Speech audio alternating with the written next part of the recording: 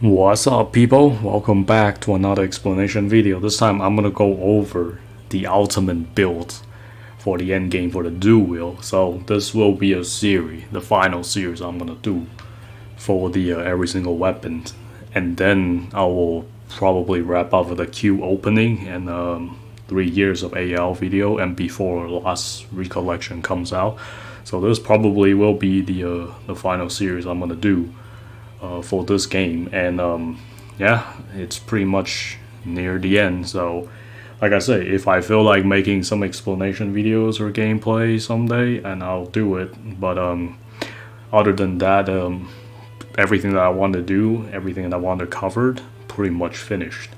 So I'll be focusing on the next game instead. So other than that, yeah, let's go over this series, and I will be talk about do like, well, every weapon as best as possible, and explain for players, and like for the end games and all that stuff.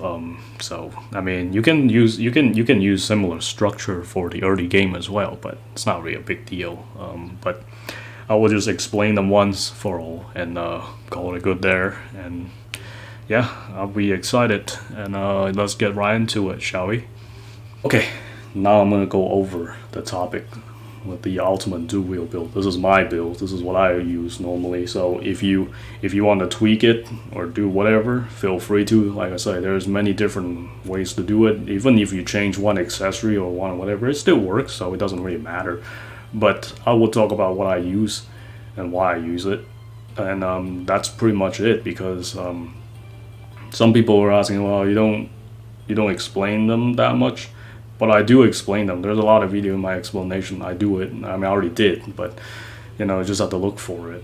That's why I like it when I make a one explanation video for like every other stuff, like once or twice, and then just watch that, and you basically will learn how it works. So that way I don't have to talk about it in every single videos, because it's important to understand how to read what weapons, why people use this weapon, why they use this, like accessories, armor, how the buffs works, and etc. I already talked about that in my how to read builds without people explaining, because it is important. So I'm not gonna spend too much time talk about that, and I will go over what I use, why I use them in the final ultimate build video, and for every single weapon, because it actually saved me some time to explain all of them.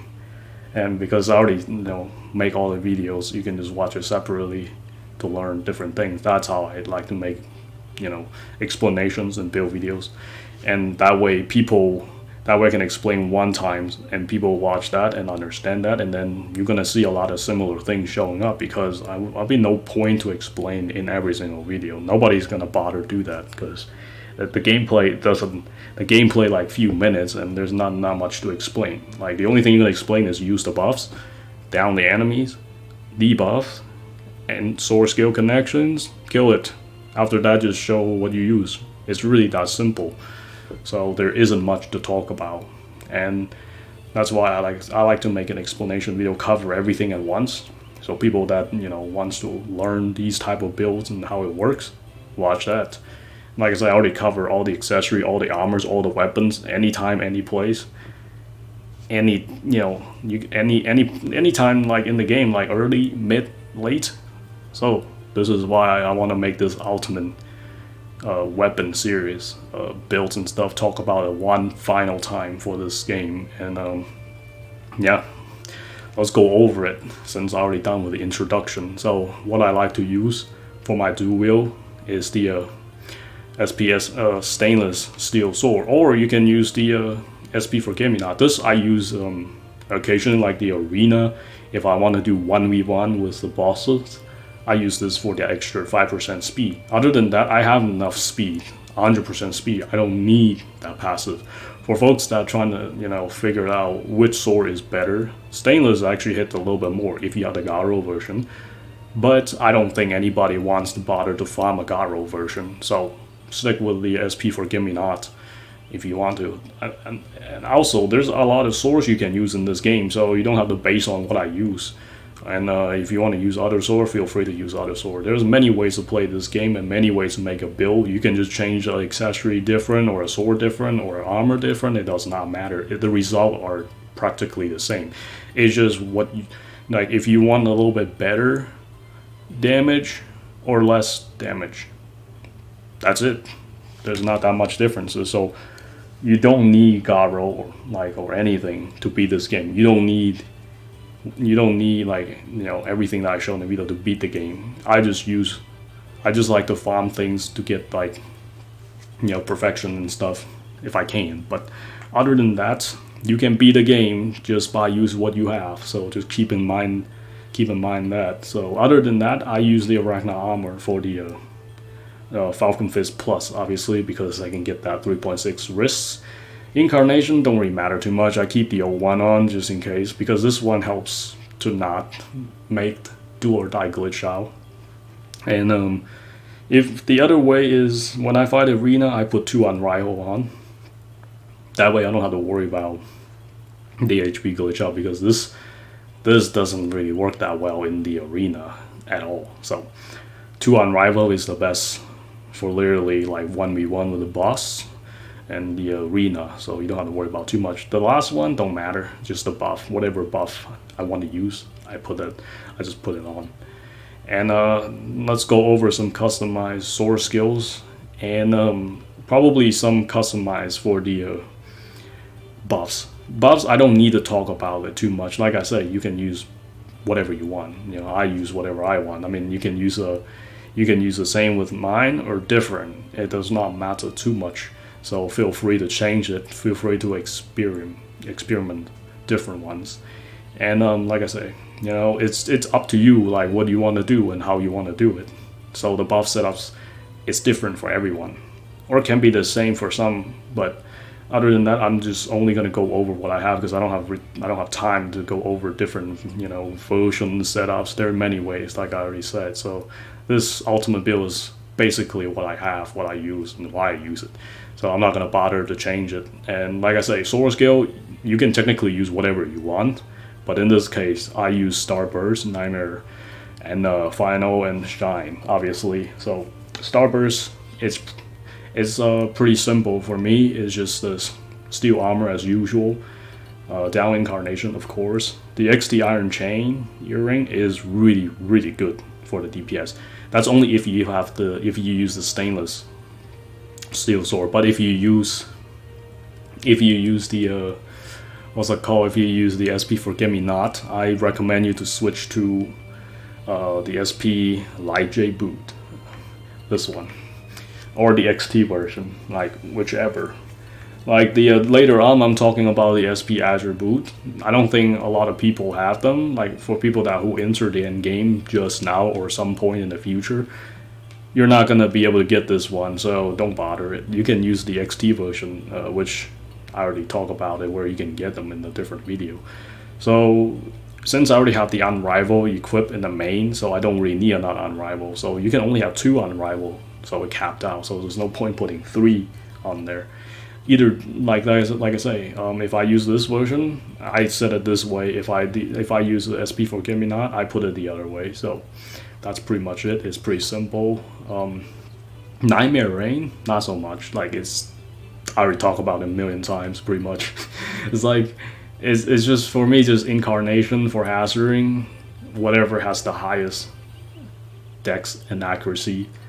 And yeah, Domain of Expert for sword skill connection to go up to 4. You can go between 2 to 4, it doesn't matter. Or you can go higher, it does not matter either. So the same for the Final Revolution, and so I can get to 4/4. And Shine Circular, of course, because I don't really. You can still beat the game just double circular and Starburst. You don't need a Shine, but for people who wants to mastery the dual wield and the to become like a veteran or expert, and if you want to go to that next step, the final, to reach the top, that's the skill you have to mastery. The Shine Circular, it's all about timing, it's all about practice, And yeah, there's no explanation video to it. You know why I don't do that? Because after practice a lot, the shine circular, you can actually if people want proper explanations for it, it's really hard. I'll explain that first. Like if you find non-enemies, if you're just practicing without hitting the enemies, you can see the light. There's like little white light shows up, but when you're actually fighting the enemies, it does not show up. So the visualization, like the visualizer, you practically cannot see.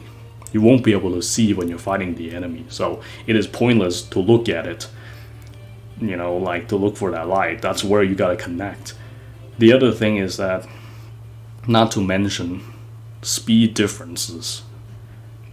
That is a big deal because most recommendations are you practice whatever speed you're comfortable with, and you can do it because each speed makes a little bit faster. So now you have to combine this, and you have to combine with won't be able to see. It is really, there's no explanation for it. Like I pretty much talk about it. You know, speed differences you can see, and the different timing when hitting enemies and non-enemies. And other than that, I recommend people go like 80% to 100% speed. If you want to practice and mastery, those are the speed you want to get used to. For folks that want to do the online version of it, online version is another different story. The online version is much faster.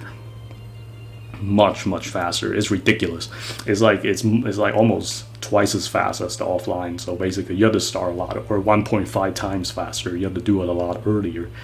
And you have the speed differences. So Shine Circular is all about learning whatever speed you're comfortable with and practice it over and over again. And you can, to a point where you do it without actually looking at it.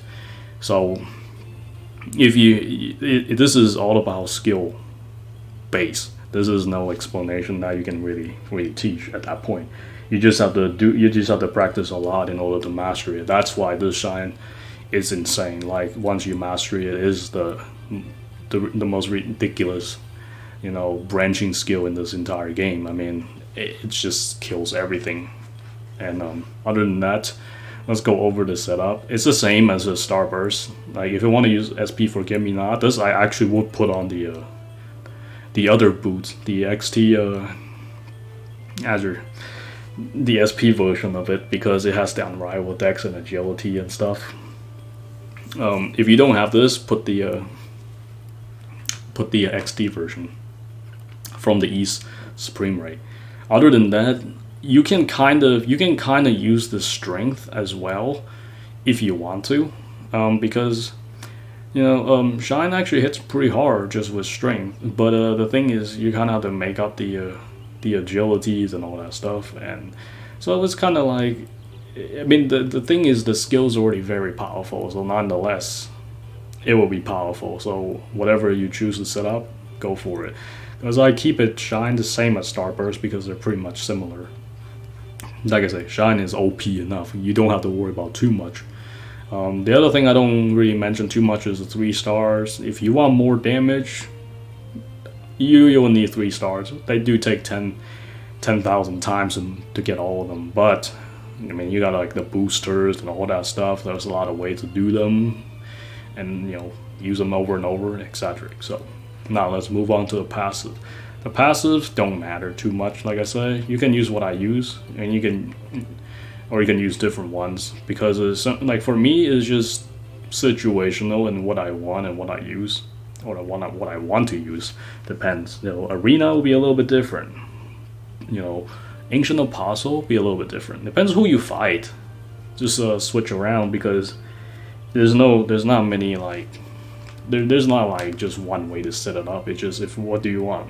More strength, more agility, and more dex. You know, more strength. I always put more strength than everything else if I can, but other than that, sometimes I put on the 25% art duration if I feel like I need more time.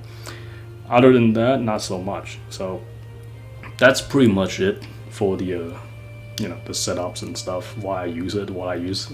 And Berserker, I never change it that much, except if I do fight like multiple enemies, I might put it to the you know, the buffer, so I can get bigger range with the AoE attack. So for other weapons, same as well. So that one I already talked about a long time ago. Other than that, I'm gonna jump into the customization for these stuff real quick. There's only 3 things like 3 versions you kind of need to memorize it. That's about it. Other than that, it's just Falcon Fist and Mind Break. They use accuracy, so anything with a high accuracy, it's fine. Don't matter what you put in there, as long as you have enough high accuracy for Mind Break and Falcon Fist, it can land.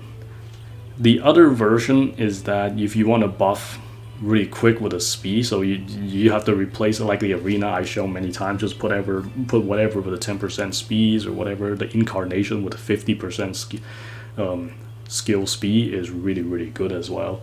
So those are the recommendations. And other than that, it's just this one, the cooldown. If you want to fight longer and you want to cool down, like if you want a buffs comes back quick, just put the you know, minus 10%. Like all these accessories, I talk about it in other video as well. So yeah, other than that, that's pretty much it for the customizations. And for your like, well, there's one more, debuff. But other than that, it's just wit's end. It's anything with a high special accuracies and it'll be fine. So other than that, this is what I really use for my dual wield setups. It's just a lot of similar buffs, but that's why I say I don't really need to talk about it. I just go over it because you can see what it does. And so other than that, yeah, it's just Child Chaos is actually really good. I mean, I'm just gonna go over these real quick because they will come up again in the other videos. Always actually, it will save me some time, so I don't have to explain them every time. Let's put on random one. It doesn't matter. You wanna leave this blank because that way you can double stack it. Other than that, yeah, that's pretty much it for the AI buffs. I always keep one debuffer, and you don't really need a lot of you don't really need a lot of debuffs in the end game as well. Just as long as the Child Chaos lands, it's pretty much over. Even if it don't land, it still be over because as long as Shadow Stitch hits. Shadow Stitch is similar, but this thing needs accuracy too, and special accuracy. But special accuracy is a little bit lower.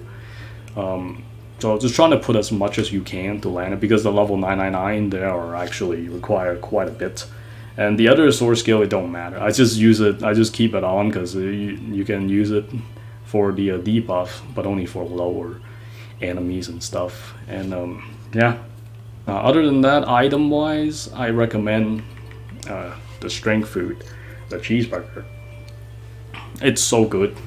You definitely want this. Just definitely 10% strength for any weapon.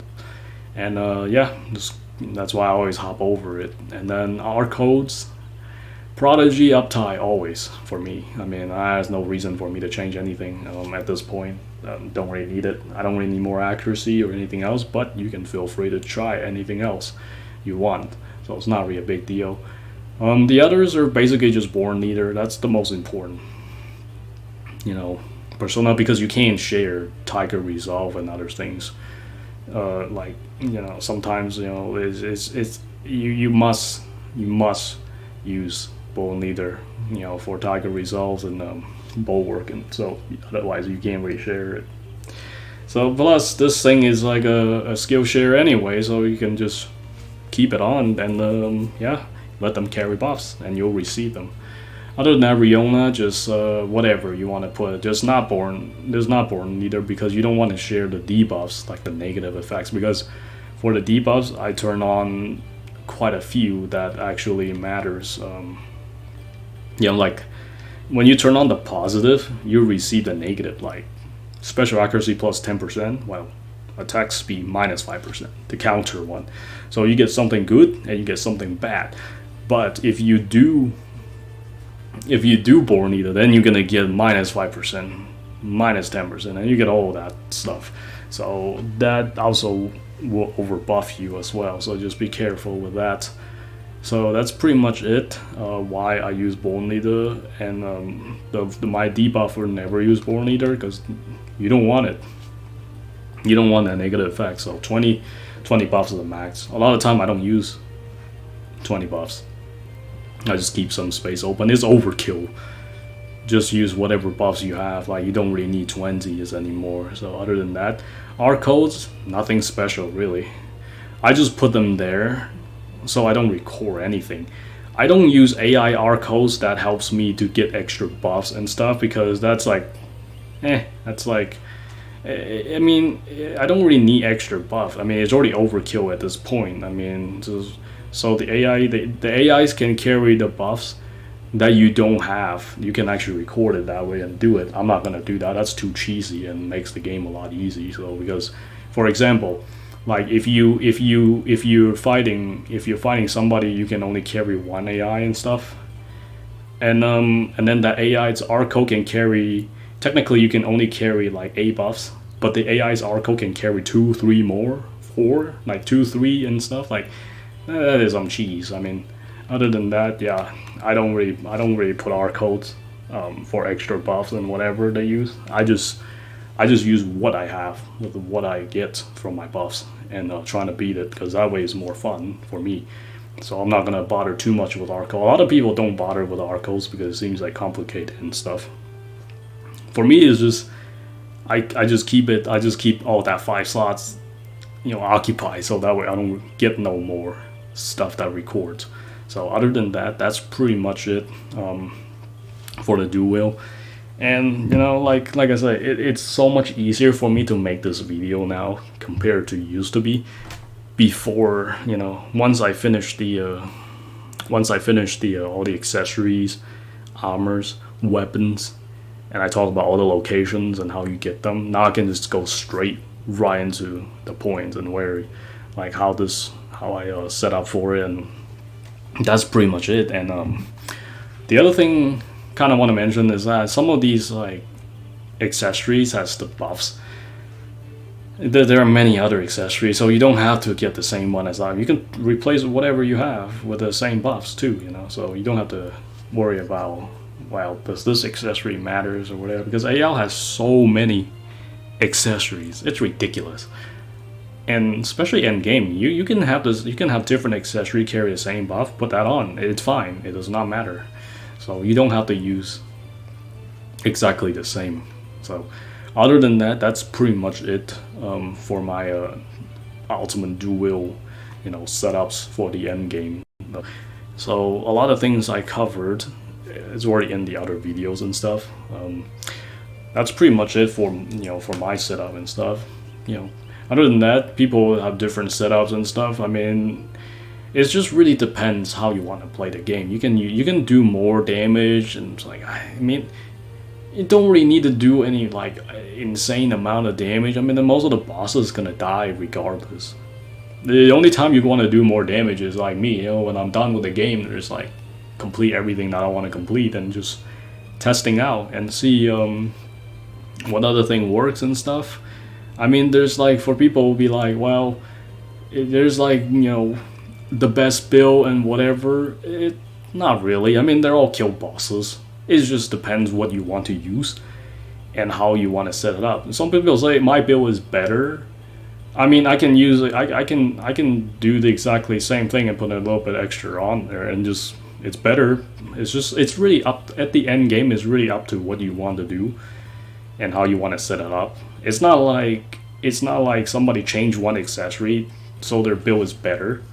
I mean, it's like, I just don't feel like it's necessary. I mean, I don't really care that much. Like, if you can give like a million or 2 more damage, so what? I mean, the boss is gonna die if you're like really picky about that extra a second or 2, sure. But even the arena, that's only the arena is a different example. If you want to use a dual wield for speed killing and you want to go for that time, yeah, it will be pretty technical because you have to get the best of the best setup for it. And other than that, that's pretty much it. I mean, it's like, if you want to challenge the game and the time, then you want perfection for sure, obviously. But a lot of time we're like pretty close, but I don't feel like, you know, spending more and more time to get that, you know, 100%. It's just like, it's not necessary. But if you're the guy that wants to get 100% like perfection, feel free to, because like I just like, man, it takes a lot of time, because, you know, for me, I do a lot of different, you know, like builds and guides and stuff. You know, killing things the fastest is never my thing. You know, I don't really care that much. I only do them because when I have free time, when I feel like it, when I want to have some fun, and that's about it. That's not my main goal. My main goal is to make builds and talk about them. You know, I do all the, like, I don't just do builds and killing that much, like, only thing on my channel, because I do pretty much everything I can, you know, cover the game, talk about the builds, and etc. That's pretty much it. That's why I make these kind of videos, and more expansion, you know, more bigger, you know, broader for the game, and etc. So that's pretty much it for the dual wield, and this is a good way to kind of start the series. And I will talk about the other weapons. I might go over pretty quick with a buff for the other weapons, but there's really unnecessary. Like, it does not matter too much, because like if you guys seen the similar patterns, and it will save me some time to talk about it, because in the end of the day, no matter what you use, it works. Really, I mean, once you reach the end game level, it works.